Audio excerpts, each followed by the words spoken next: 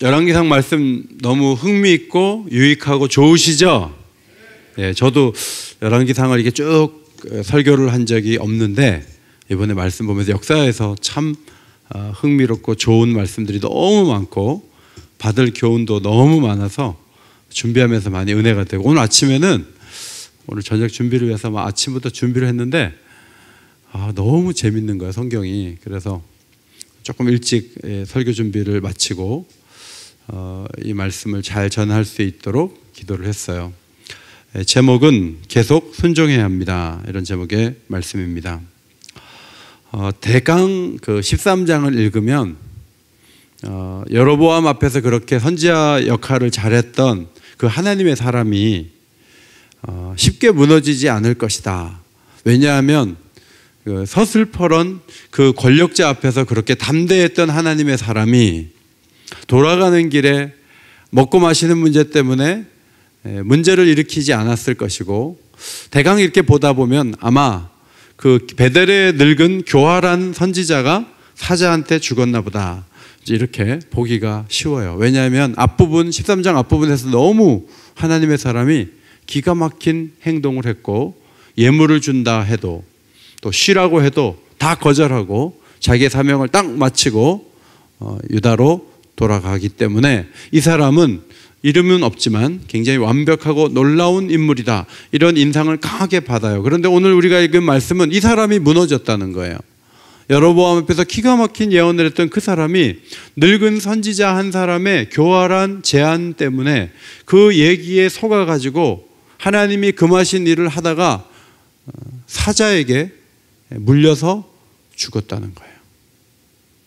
그래서 도저히 믿기지 않는 그런 사건이 나타나고 있습니다. 따라합시다. 속인 자는 살았고 속임당한 사람은 죽었습니다. 이 문장을 보면은 억울해요, 안 억울해요? 억울하죠. 속인 놈을 죽이고 속인 사람은 봐줘야 되는데, 속인 자는 살아있고 늙었는데도 살아있고 속임당한 사람은 사명을 잘 감당하고 돌아왔는데 잠깐의 실수로 죽었어요. 그렇다면 여기에 베델의 늙은 선지자를 먼저 이해할 필요가 있어요. 이 베델의 늙은 선지자는 여로보암 정권에 충성을 다했던 그런 인물로 보입니다. 그는 늙었고 교활했습니다. 아이들이 베델의 제단에서 있었던 놀라운 일을 설명을 했습니다. 막 단이 갈라지더니 여로보암이 막 한참 분향해서 제사하는데 엉망이 돼버렸어요. 재가 막 쏟아지더니 여로보암이 저놈 잡아라 했는데 손을 못 걷어갖고 뭐 기도해달라 그러니까 기도하자마자 또 손이 이렇게 되고, 뭐 이런 얘기를 쫙 아이들이 와가지고 이 늙은 선지자에게 말을 했던 것이죠. 그러니까 그 얘기를 듣고 우리가 회개해야 돼, 우리가 하나님을 떠났어, 이 선지자가 이렇게 나와야 되는데 뭐 그런 하나님의 사람이 있어? 그놈 좀 만나봐야 되겠다, 이제 이렇게 생각을 했던 거예요. 그리고 따라가서 올무에 빠뜨리려고 해하려고 움직였던 것이죠. 여러분, 선한 사람이 선한 의지를 가지고 사는 그 이상으로 악한 사람은요, 악한 의욕을 가지고 움직인다는 것을 아십니까? 안 좋은 일을 하려고 계획하고 움직이는 사람이 세상에 너무너무 많아요. 자기의 야망을 실천하기 위해서 공부를 열심히 하는 사람이 믿음을 가지고 세계 선교를 위해서 준비하는 사람보다 더 공부를 열심히 하는 게 세상이에요. 세상의 의욕과 세상의 지혜는 우리가 참 놀랄 때가 참 많아요. 14절에 늙은 선지자가 나귀를 타고 급히 따라가서 상수리나무 아래 앉아있는 하나님의 사람을 만났어요. 그리고 대화를 시작합니다. 하나님의 사람은 이 뒤따라온 이 늙은 선지자가 자기 집에 가서 떡을 먹고 물을 마시라, 이런 얘기를 하니까 그건 하나님이 금하신 일이라고 단번에 거절했어요. 근데 늙은 선지자가 이 거짓말을 하는 거예요. 나도 선지자다, 천사가 나한테 나타나가지고 너 수고도 많이 했는데 데려다가 떡도 먹이고 물도 마시게 하라고 했다는 거예요. 여러분, 이 거짓은요, 마귀가 사람을 무너뜨리는 아주 오래된 수법인 것이죠. 그래서 그 집에 가서 떡하고 물을 먹는데요, 놀라운 사실은 이 늙은 거짓 선지자 입으로 하나님이 말씀을 갑자기 하시는 거예요. 같이 이렇게 먹다가 갑자기 막 입에서 얘기 나온 거. 너가 하나님의 말씀대로 하지 않고 여기 와서 떡과 물을 마셨으니까 너는 가다가 사자에게 물려 죽을 것이다. 갑자기 자기를 속인 그 사람이, 천사가 와서 얘기했다고 했던 그 사람의 입술로 갑자기 하나님이 말씀을 하셨어요. 너 죽는다. 이렇게. 그러니까 얼마나 당황이 됐겠어요. 그것이 21절 22절이죠. 유다로부터 올라온 하나님의 사람에게 여호와의 말씀에 내가 하나님 말씀을 어기며 내 하나님 여호와께서 내게 내리신 명령을 지키지 않고 돌아와서 여호와가 너더러 떡도 먹지 말고 물도 마시지 말라 하신 곳에서 떡을 먹고 물을 마셨으니 내 시체가 내 조상들의 묘실에 들어가지 못하리라. 너 죽는다. 너 고향 땅에 묻히지 못해. 여기서 죽어 라고 얘기를 하는 거예요. 하나님의 사람은 그 말을 자기를 속인 늙은 선지자에게 들었습니다. 조금 전까지 천사에게 했던 사람인데 동일한 사람에게 의해서 이야기를 들었어요. 우리는 이 대목에서 고개를 갸우뚱해요. 이상하다. 늙은 선지자가 어떻게 하나님의 말씀을 예언을 할 수 있지? 이상하다. 근데 여러분, 발람 선지자에게 막 얘기를 했던 게 낙이고요. 사울이 신접한 여인이 불러올린 사무엘의 음성을 들었어요. 하나님은 희한한 방법을 통해서 이렇게 말씀하시는 경우가 구약에는 있어요. 처음에 이 늙은 선지자는 하나님의 사람을 만나서 한번 그의 거룩함과 의지를 훼손해 보려고 했던 것 같습니다. 그런데 이 늙은 선지자에 의해서 하나님 말씀을 어긴 하나님의 사람이 돌아가는 길에 예언대로 사자에 물려 죽고 말았어요. 놀라운 것은 그런 상황을 늙은 선지자의 입으로 예고했다는 것이고 하나님의 사람은 그 예고대로 죽었다는 사실입니다. 조금 전에 이 여로보암 앞에서 단이 갈라지고 재가 쏟아지리라 말한 대로 되었던 것처럼 하나님의 사람을 향한 예언도 그대로 되고 말았습니다. 늙은 선지자는 자신의 예언대로 하나님의 사람이 죽어 사자에 물려 죽자 양심의 가책을 느꼈어요. 너무 슬펐어요. 자기가 괜히 불러가지고 자기가 죽인 것처럼 그런 느낌이 오지 않았겠습니까? 그래서 30절에 오 내 형제여 이렇게 하면서 울었다 그랬어요. 근데 늙은 선지자가 낙에 안장을 해서 거기 가보니까, 죽은 데를 가보니까 사자가 아직도 있어요. 나귀도 있어요. 근데 보통은 먹으려고 잡는 거거든요. 먹으려고 무는데 나귀도 물어 죽이지 않고 먹지 않고 이 선지자도 먹지 않고 그냥 옆에 이렇게 사자가 아직도 있는 거예요. 그러니까 이 늙은 선지자가 보니까 이게 하나님이 하신 일이구나. 하나님이 자기 입을 통해서 예언한 대로 하나님이 하셨다는 걸 보여주시는구나. 그것을 볼 수가 있었습니다. 그래서 그 시체를 나귀에 실어 가지고 와서 장사를 지냈는데 자기 아들들을 불러서 유언을 남기죠. 내가 죽으면 내 뼈를 이 하나님의 사람 뼈 옆에다가 묻어주라. 이렇게 유언을 남겼습니다. 베델에는 너무나 우상 숭배를 많이 하는 사람들로 가득하고 그 사람들이 죽어서 가는 그 옆에 묻히는 것보다 이 하나님의 사명을 감당하다가 자신의 집에 와서 떡과 물을 먹고 죽은 이 사람 옆에 있으면 자기의 영혼이 건진받을 것 같은 느낌이 들 정도로 하나님의 사람이 죽었지만 대단하게 봤다는 얘기죠. 그리고 그는 이런 얘기도 했어요. 베델의 그 제단 앞에서 했더니 하나님의 사람의 얘기는 그대로 다 이루어질 것이다.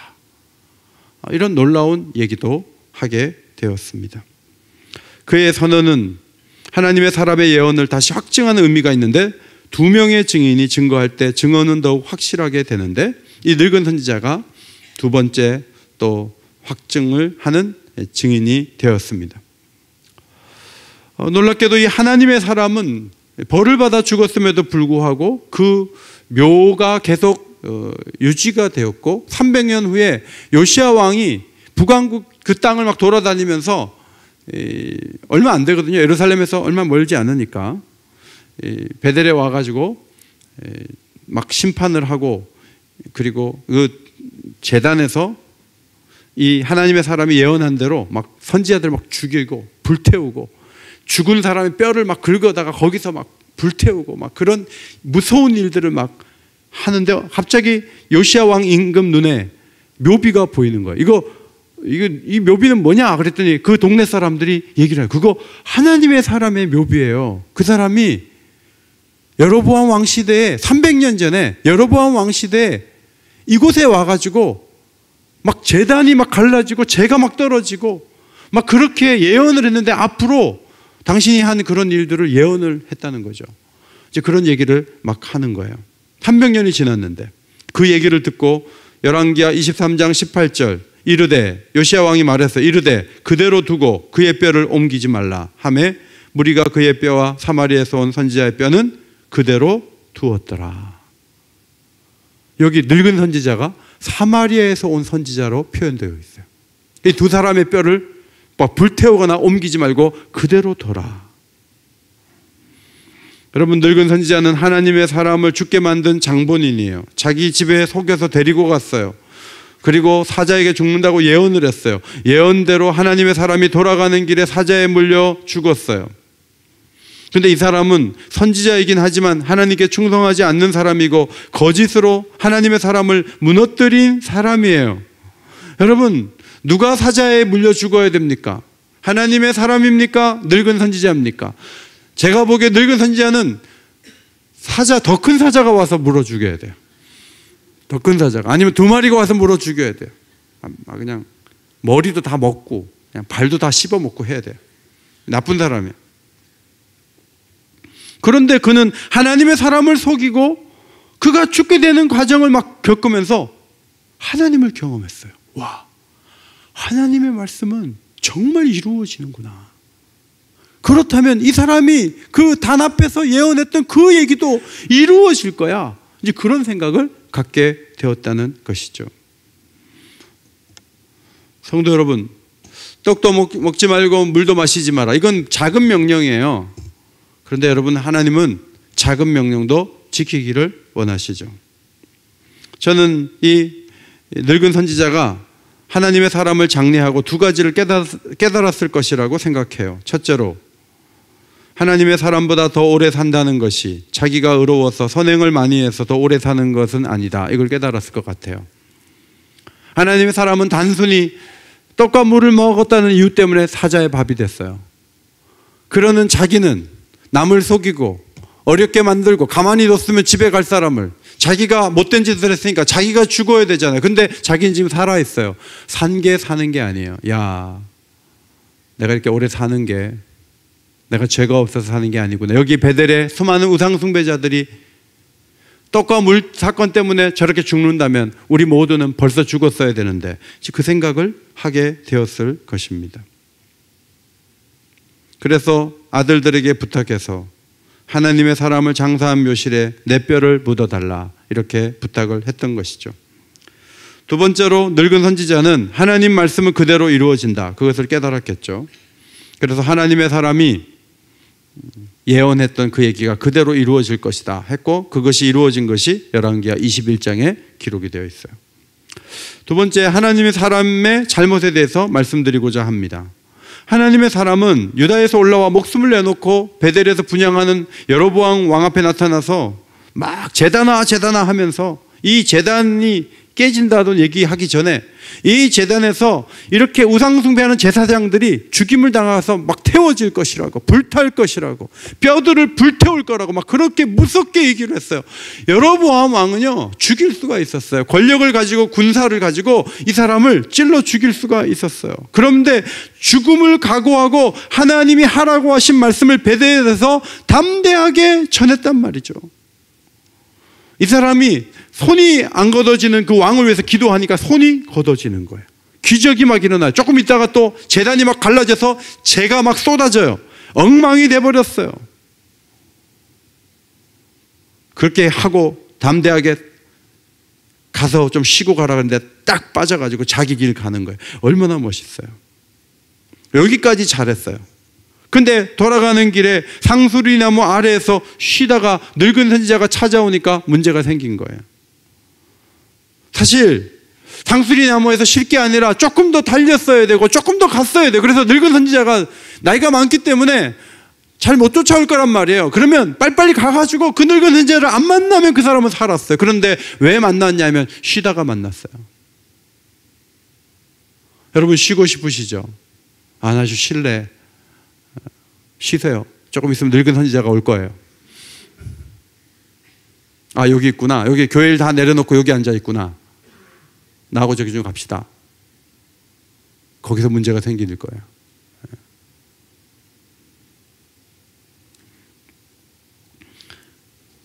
하나님의 사람은 늙은 선지자가 말한 대로 천사가 나타났다. 그런 말 들으면 안 돼요. 왜냐하면 이 지역은 완전히 우상 숭배의 본거지예요. 뭐 거기 가가지고 뭐 천사 얘기한다고, 하나님이 한번 말씀하시 먹지 말라고 먹지 않는 거지. 천사가 뭘 그 교정을 한다고 합니까? 하나님이 또 천사를 보내서 말을 바꾸십니까? 왜 떡과 물을 먹지 말라고 한지 아세요? 이유가 있는 거예요. 거기 위험해요. 떡 먹을 때가 아니라고. 빨리 이동을 해야 돼요. 거긴 너무나 엄청난 위험이 도사린, 영적으로 위험한, 늙은 선지자가 와서 얘기하는 거 좀 보세요. 위험하잖아요. 빨리 가야 돼요. 그런데 위험한지 모르고 있었어요. 하나님은 떡과 물을 먹지 말라고 하셨는데 이유는 살리려고 한 거예요. 거기서 떡 먹고 물 마시고 있다가 보면 위험한 일을 당하니까 빨리 도망을 치든지 빨리 가야 되는 거예요. 그런데 일을 다 하고 가면서 좀 허전함이 있었던 것 같아요. 마치 엘리사의 종 게하시처럼, 나만이 이렇게 병이 났고 물건을 가지고 왔으면 그걸 받아야지, 선생님은 하나도 안 받고 그냥 돌려보내냐? 이 생각이 들었던 것처럼 이 하나님의 사람도 일을 이렇게 마치고 나면 약간 이게 좀 허전한 마음이 들거든요. 저도 금요기도에 마치면 이상하게 허전해요. 그래서 집에 가서 떡과 물을 먹어요. 집에 가면 뭐 떡이 있으면 떡 먹고 빵이 있으면 빵 먹고, 집에 가서 저녁에 막 이 몸에 안 좋은데 이상하게 설교를 하고 나면요 뭘 먹고 싶다고요. 사실 저녁에 그냥 자야 되는데, 그러니까 이 하나님의 사람도 너무나 큰 고비를 넘기고 이제 집에 가는 길인데 뭔가 허한 거죠. 근데 와가지고 하나님이 선지자를 보내가지고 천사를 통해 말씀해가지고 이 선지자 집에 가서 떡과 물을 마시라고, 먹고 마시라고 하는구나, 이렇게 해석을 했다는 것은 그가 지금 긴장이 풀렸다는 것이고 뭔가 하나님의 그 뜻을 잘 해석을 못하고 있었다, 그렇게 볼 수가 있습니다. 나도 선지자다. 선지자 아니죠. 참 선지자일 수가 없어요. 여러분, 이렇게 어려운 시대에는 뭐 사업하는데 저도 교회 다녀요. 그럼 여러분 벌써 교회 다녀요 하면 여러분이 긴장을 딱 해야 돼요. 그 교회가 이단교일 가능성이 있어요. 무조건 빗장을 열면 안 되는 거예요. 상대가 제가 목사거든요. 그럼 더 위험해요. 목사님이라고요? 위험해. 이 시대가 너무 어렵기 때문에 이 어떤 목사님인지 모르는 거예요. 그러니까 잠깐 차라도 한 잔, 그러면요 여러분 항상 사자를 만난 이 하나님의 사람을 생각하세요. 절대로 들어가면 안 돼요. 왜냐하면 시대적으로 너무나 영적으로 혼란한 시대이기 때문에 그래요.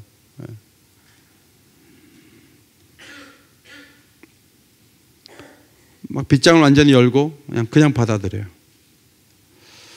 여러분, 타락한 땅에서는요 왕도 선지자도 제사장도 다 타락한 거예요. 지금 여로보암 타락했잖아요. 제사장은 레위인 아닌 사람들 막 세우잖아요. 늙은 선지자 나타나는데 거짓말 잘하잖아요.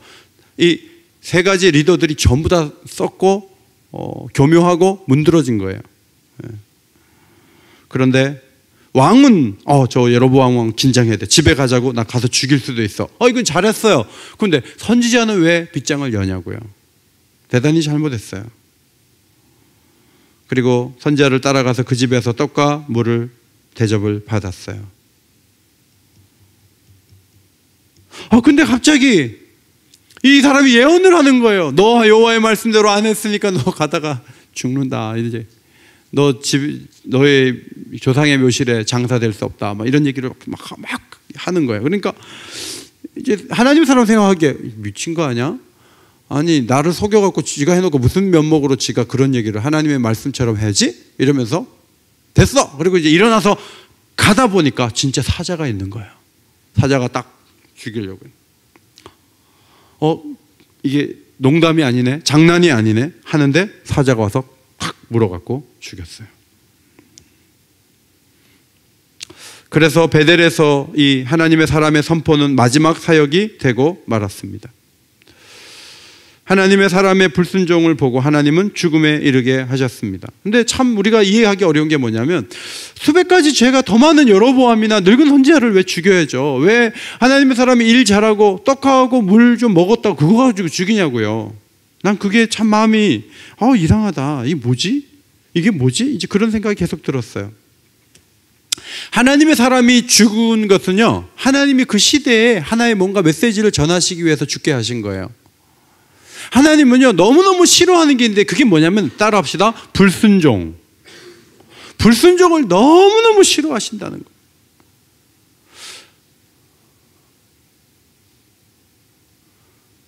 어머니 지갑에서 500원 훔친 동생이 아버지한테 매맞다가 정신을 잃었어요.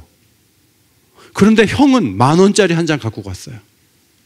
근데 동생이 500원짜리 하나 손댔다가 아버지한테 매맞다가 정신을 잃어갖고 병원에 갔어. 그럼 형은 어떻게 되죠? 10,000원짜리 훔쳤으니까? 형은 이거 죽은 거예요. 그건 죽은 거예요. 지금 500원짜리 문제를 일으킨 사람이 죽었단 말이에요. 사자밥이 돼서. 그러면 10,000원짜리 훔쳐간 인간들은 전부 다 동물원에 사자가 막 많은데 던져버리는 거예요. 그거는. 지금 이런 선지자가 떡과 물 때문에 죽는 걸 보면서 이 늙은 선지자가요, 너무 무서운 거예요.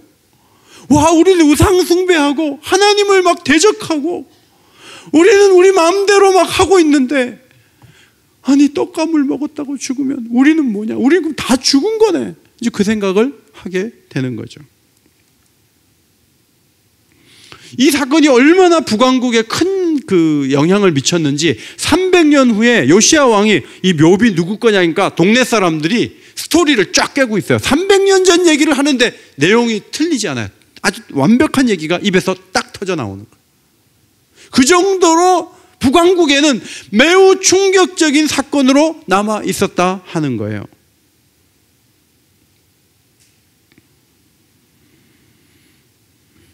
이 하나님의 사람이 죽은 것은 본보기로 죽은 거예요. 북왕국의 많은 사람들에게 내가 불순종을 얼마나 싫어하는지 너희들 한번 봐라. 이 사람이 죽는다면 너희들은 더 죽어야 돼. 근데 내가 너희를 살려두고 있어. 너희들에게 두려움이 없느냐? 너희들이 그러고도 무사할 줄 아느냐? 하나님은 이 사람의 죽음을 통해서 계속 말씀하셨어요. 300년 동안 말씀하셨어요. 여러분이 하나님의 사람이 사자에 물려 죽었지만 천국 갔을까요? 지옥 갔을까요? 여기서 지옥이요 하는 사람은 아주 국률이 없는 사람이에요. 못된 사람이에요. 이 사람은 천국 갔을까요? 지옥 갔을까요? 전 천국 갔다고 봐요. 죽음으로 마지막 말하고 간 거니까. 떡과 물 먹었다고 뭐 그렇게 훌륭하게 일하고 나서 떡과 물 먹지 말라 그랬는데 먹었다 그래갖고 지옥 보내면 천국 갈 사람이 누가 있겠어요? 다 지옥 가야지. 그래서 이 사람은, 이 늙은 선지자는 그걸 본 거예요. 아, 이 사람은 천국 갔겠다. 그런데 이 동네에 그냥 묻혀갖고 나도 지옥 갈 것 같다. 이 하나님의 사람 옆에 묻혔으면 좋겠다. 그런데 요시야 왕이 이 사람의 뼈도 손을 안 댔다고 해요. 우리에게 뭔가 깊은 암시를 주고 있는 거예요. 그렇게 죽은 하나님의 사람은 예수님과 닮은 면이 있고 어떤 점에서는 안 닮은 면이 있어요. 예수님도 이 세상에 오셨을 때 사람들이 달가워하지 않고 경계하고 예수님도 기적을 일으키고 놀라운 일을 했지만 결국 예수님이 죽으셨어요. 예수님은 세상의 죄를 드러내면서도 그 자신이 죄짐을 지고 죽어야 된다는 아버지의 뜻을 늘 알고 십자가를 향했어요. 그래서 예수님은 순종하심으로 죽음에 이르는 자리에 나아가셨습니다. 예수님은 피할 수도 있고 도망칠 수도 있었어요. 12영이 더 되는 천사들을 동원해서 자신을 체포하는 사람들을 다 물리칠 수도 있었어요. 그런데 예수님이 말씀하시기를 그렇게 하면 어떻게 성경이 이루어질 수 있겠느냐. 그러면서 예수님은 십자가의 길로 걸어가셨어요. 순종의 길을 걸어가셨어요. 하나님의 사람이 예언활동을 하고 돌아가는 길에 속임을 당해서 무너졌지만 예수님은 속아서 십자가에 죽은 게 아니에요. 예수님은 사역 초기에 3번 마귀가 유혹을 했죠. 거짓말로 주로 얘기를 많이 했어요. 근데 예수님은 하나님 말씀으로 다 물리쳤어요. 기록되었을 때, 기록되었을 때, 기록되었을 때. 신명기 3가지 말씀을 가지고 딱 이기셨어요. 예수님은 식사할 겨를도 없이 움직이셨지만 자기의 필요를 채우는 데는 끝까지 전혀 관심을 갖지 않으셨습니다. 예수님은 3년이나 죄 많은 땅에 머무시다가 사람들의 잘못된 고발에 의해 십자가형을 언도받고 강제로 죽임을 당했습니다. 그런데 그것은 의도적인 거였습니다. 하나님의 사람은 자기가 죽을 줄 모르고 있다가 떡과 물을 먹고 죽었지만 예수님은 자신이 순종함으로 죽을 것을 이미 알고 계셨고 그것이 하나님의 뜻을 이루는 길이라고 믿고 계셨습니다. 하나님의 사람은 불순종이 어떤 결과를 가져오는지 사람들에게 드러냈어요. 그런데 예수님은 순종하심으로 죽어서 화목제물로 내어주신 하나님의 사랑이 얼마나 큰지를 2000년 역사 가운데 우리에게 계속 가르쳐주고 계십니다. 하나님의 사람은 죽어 베델에 묻혔지만 죽어서 계속 말했지만 예수님은 아리마대 사람 요셉의 묘에 묻혔지만 예수님은 사흘 만에 다시 살아나심으로 그가 자기 죄에 의해 죽은 것이 아니라 실수로 죽은 것이 아니라 우리 대신 대속의 죽음을 죽었다는 사실을 이 세상에 입증하셨습니다. 예수님이 자기 죄 때문에 죽지 않았다고 하는 것을 가장 분명히 보여주는 증거가 부활이에요. 예수님 다시 살아나셨어요. 그분이 묻었던 묘는 더 이상 의미가 없고 그분은 부활 승천하셔서 하늘에 계시고 다시 이 땅에 오실 메시아로서 지금도 살아 계십니다. 그분은 베델에 묻힌 하나님 사랑과 비슷해 보이지만 부활하심으로 하나님의 사랑과는 전혀 다른 하나님의 아들이심을 세상에 드러내셨습니다. 자, 하나님의 사람은 먹는 문제 한 가지를 불순종해서 죽었어요. 그런데 밥 먹듯 죄를 짓는 여로보암은 권세와 위용을 자랑하며 살아 있었습니다. 하나님의 사람은 죽었지만 여로보암은 21년이나 통치하고 있었어요. 그는 손이 말라서 앞으로 당기지도 못하는 그 상황에서 하나님의 사람이 기도해서 움직여졌잖아요. 지금도 손을 잘 움직이고 있었어요. 그가 말한 대로 막 제단이 막 이 돌로 돼 있을 텐데 그게 막 무너져갖고 막 재가 쏟아져서 망신을 했어요. 그러면서도 이 여로보암은 계속 우상 숭배를 이어갔습니다.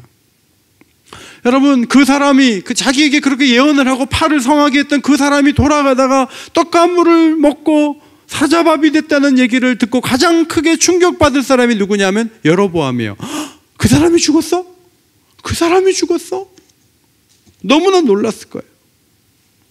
그 정도 되면 여로보암이 너무 충격을 받아가지고 우상 숭배는 절대 하면 안 돼 이렇게 나와야 돼요. 그런데 여로보암은 계속 죄를 범했어요. 33절 말씀 앞에 보시고 같이 읽습니다. 시작.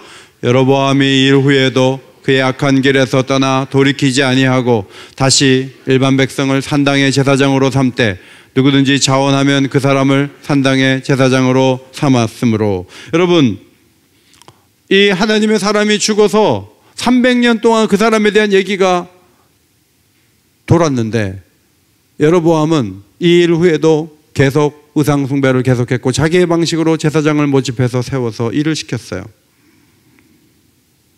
저는 이 말씀 보면서 여로보암을 죽여야지, 여로보암을 죽여야지.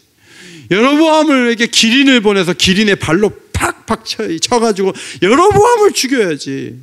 여로보암 21년 있었다니까요.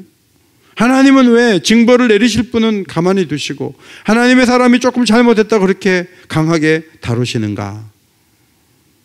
떡과 물 먹는 게 그렇게 잘못인가? 집으로 데려간 늙은 선지자는 더 문제가 많아 보이는데 이게 뭐지? 그런 생각을 하게 돼요. 그런데 역사서를 앞으로 보면 아합이라는 왕이 있는데 북왕국 이스라엘에서 최고로 악한 왕 아합이 있어요. 아합이 몇 년 통치했냐면 21년 통치해요. 21년.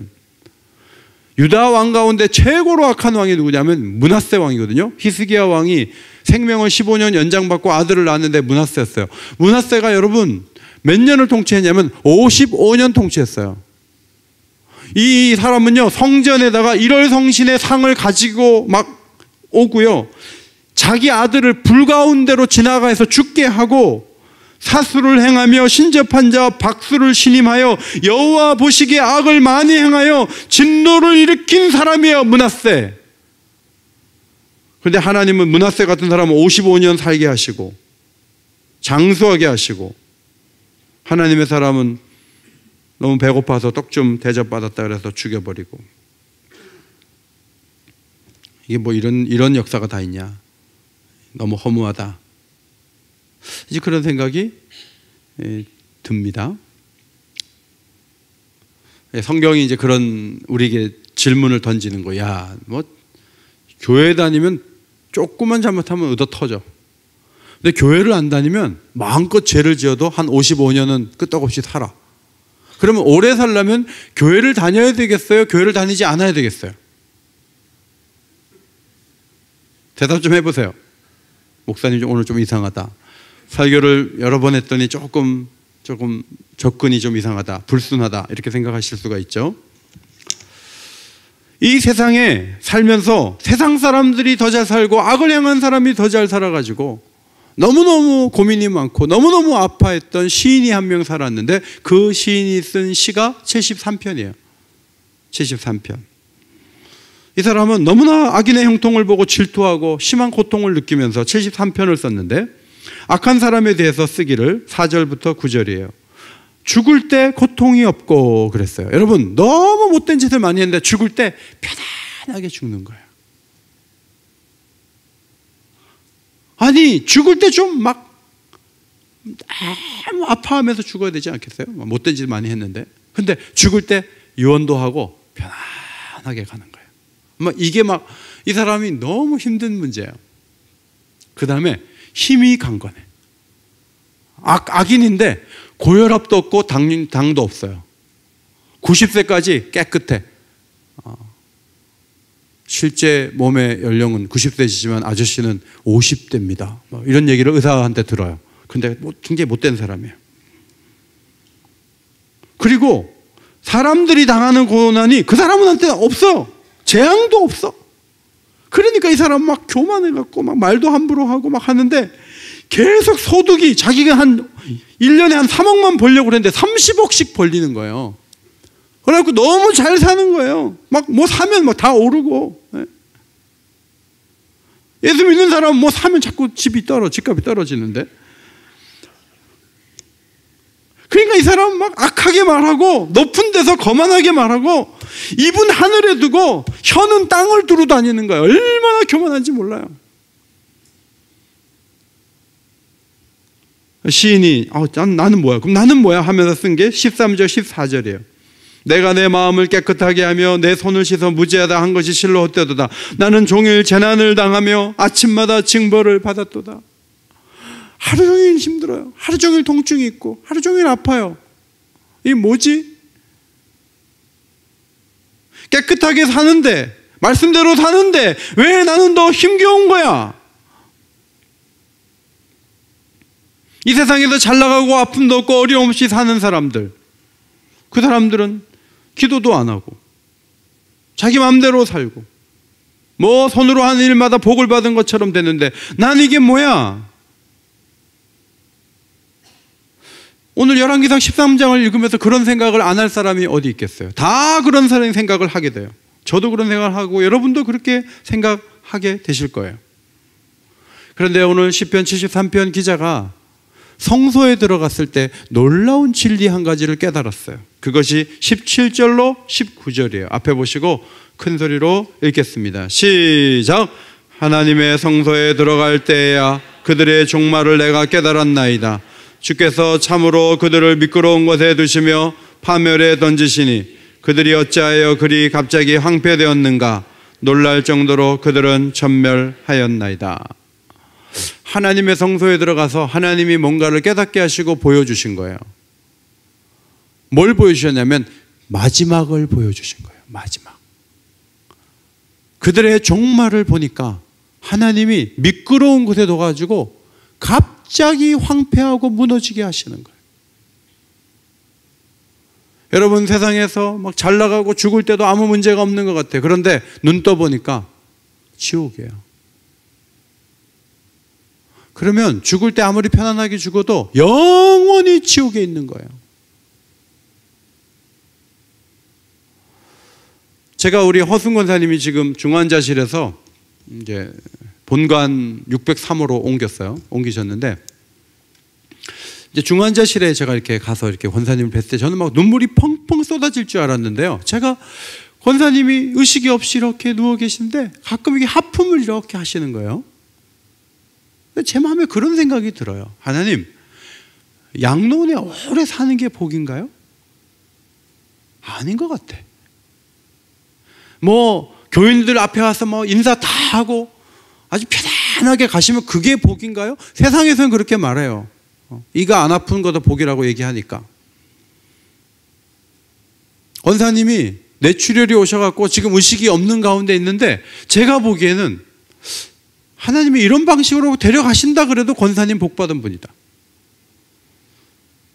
권사님은 교회를 섬길 때도 양로원에서도 대단하셨어요. 대단하셨어요. 자신이 너무나 몸을 많이 먹어서 누군가에게 거침돌이 될까봐 먹는 것도 주의하셨어요. 그리고 안 먹은 것들을 모아가지고 사람들을 불러가서 주고, 양로원에서도 그 일을 하는데 사회복지사가 오셨는데 대단한 분이라는 거예요. 대단한 분이라는 거예요. 정말 감동적이라, 대단한 분이라는 거예요. 그래서 제가 그분 배경에 하나님이 계시고 예수님이 계셔서 그렇다고. 양로원에서도 계속 성경을 보셨다는 거예요. 뭐 특별히 가서 성경 공부한 거 아니에요. 그냥 성경을 계속 읽고 성경의 정신대로 예수님이 가르쳐준 대로 그냥 사는 거예요. 그런데 어느 날 중환자실에 들어갈 수 있어요. 그렇다고 해서 복받지 못했다고 말하면 안 돼요. 우리가 이 세상을 떠날 때는 별의별 방법으로 하나님이 다 우리를 부르셔요. 그런데 우리의 종말, 우리의 마지막은 하나님이 저 천국의 영원한 상급을 우리에게 주실 줄 믿습니다. 그럼 그게 복이에요. 이 세상에서 호령하고 잘 살았어요. 눈 떠보니까 지옥이에요. 영원히 고통하며 살아요. 뭐가 복이에요, 그게? 7, 80년 잘 산 게 복이에요? 아니에요. 영원히 잘 사는 게 진정한 복이에요.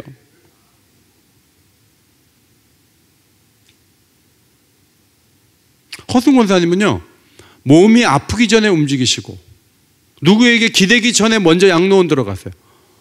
제가 이번에도 알았는데 우리 교회 장학 헌금을 드리고 양로원 들어가셨거든요. 돈이 통장에 많으면 안 된다고 딱 드리고 가셨는데, 그때 권사님께는 100만 원도 없었어요. 모두가 한 1000만 원은 가져야 내 노후가 준비되는데 라고 생각할 텐데, 아니 한 2억이나 3억 원 있어야 된다고 생각하는데, 이 어른은 돈 있으면 뭐 아니라도 다 드리고 그냥 딱 들어가셨어요. 그때 재정적으로 상당히 어려웠어요. 그래가지고 뭐 불러가지고 우리 장학금 막 주고 그랬어요.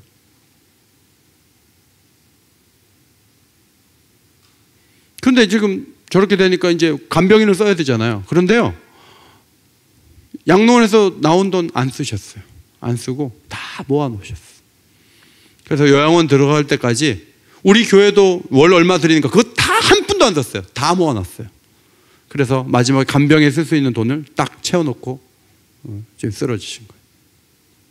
근데 조카가 교회를 안 다니는데도 이 할머니가 놀랍다는 거예요. 그 사랑을 잊을 수가 없다는 거예요.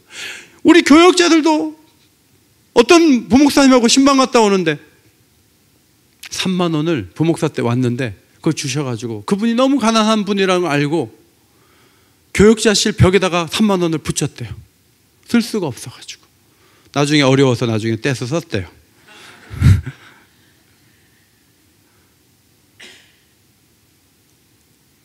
베풀고 사는 거예요.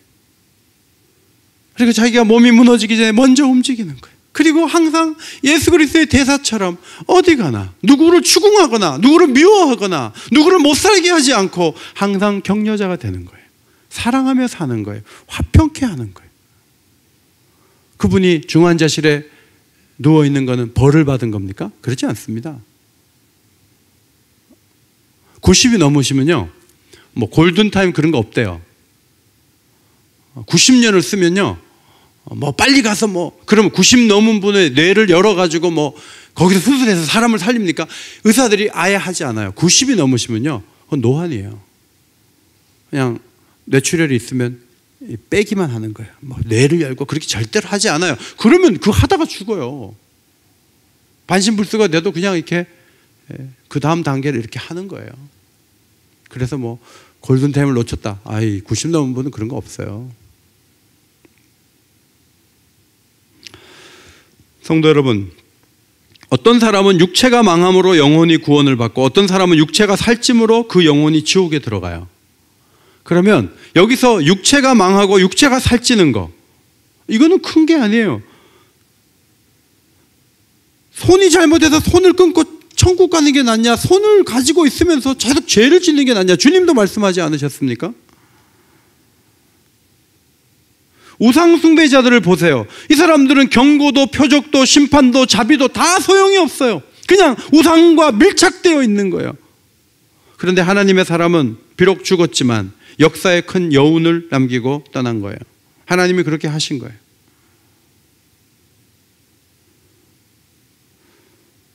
하나님의 사람은 죽음으로 불순종이 얼마나 위험한 것인지를 역사에 보여주었습니다. 그리고 그 죽음은 수백 년 동안 계속 알려지게 되었습니다. 하나님은 이 하나님의 사람을 막 완전히 막 사자밥이 돼서 다 먹고 그렇게 하지 않게 하죠. 딱 그 시신을 보호하죠. 왜냐하면 이 사람의 죽음으로 수백 년 동안 북왕국의 간담을 서늘하게 하시기를 원했기 때문에. 주님이, 하나님의 말씀은 이런 거예요. 너희도 이와 같이 되리라. 주님은 경고하셨습니다.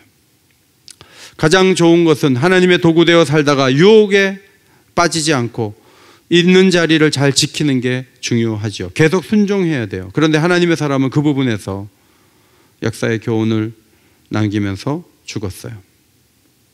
문제는 저와 여러분이 살아가는 이 세상에 늙은 선지자가 많고 여로보암이 많고 여로보암을 추종하는 세력들이 많다는 거예요. 이런 하나님의 사람 같은 그런 사람들보다는 거짓으로, 잘못된 방법으로, 헛된 것으로 이 세상이 전부인 것처럼 말하는 사람들로 이 세상은 너무나 어두워져 있는 거죠. 이 말씀이 여러분에게 큰 빛이 되기를 주의 이름으로 축원합니다. 이 말씀이 무엇을 의미하는가를 마음에 잘 새기십시오. 그리고 계명을 지키고 순종하는 길로 걸어가기 위해서 함께 달려갈 수 있는 우리 모두가 되기를 원합니다.